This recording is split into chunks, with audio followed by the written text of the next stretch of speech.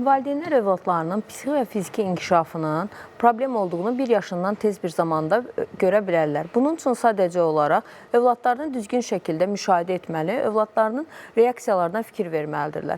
1 yaşına qədər olduğumuz bir dönəm vardır. Bu dönəmi biz 4 mərhələyə bölürük. 0-3 aylıq bir mərhələ, 3-6 aylıq mərhələ, 6-9 və 9-12 aylıq bir mərhələ vardır. Bu mərhələdə övladlarımızı ciddi şəkildə valideynlər müşahidə etməlidirlər. Onların reaksiyalarına fikir verməlidirlər.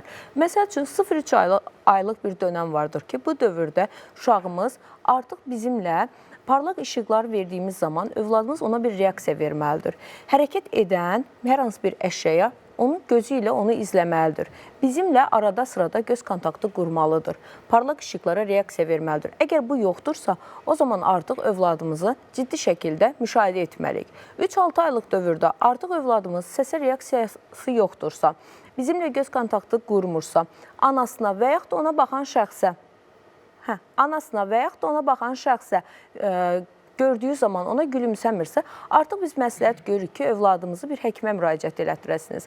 6-9 aylıq bir dövr vardır. 6-9 aylıq bir dövrdə uşağımız artıq yüksək səslərə reaksiya vermirsə, bizimlə göz kontaktı qurmursa, bizimlə əlaqəyə girmirsə, tanıdığı şəxslərin qucağında daimi ağlayırsa, bu zaman artıq biz valideynə məsləhət görürük ki, övladına düzgün bir mütəxəssisə yollandırsın. 9-12 aylıq bir dönəm vardır. Bu 9-12 aylıq bir dönəmdə övladımız bizimlə göz kontaktı qurmursa, daima 30 dəqiqədən artıq şəkildə durmadan ağlayırsa, tanıdığı və tanımadığı insanların yanında heç kimlə əlaqə qurmursa, bundan əlavə insanların ona toxunmasından xoşu gəlmirsə, həssasdırsa, bu zaman artıq biz övladımızı risk əlaməti olduğunu deyirik və düzgün mütəxəssisə müraciət etməyini istəyirik.